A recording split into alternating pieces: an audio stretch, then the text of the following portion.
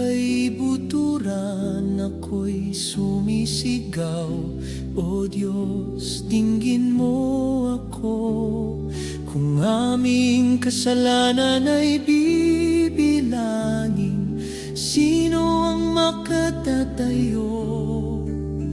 Ngunit sa'yo ang kapatawaran at ganap na pagtubos.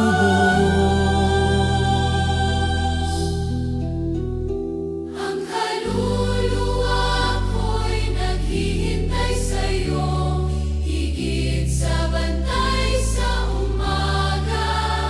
Sa iyong salita ako'y umaasa, pag-asa ng iyong bayan. Ikaw ang bumubuhay sa patay, sa lakas ng iyong Espiritu.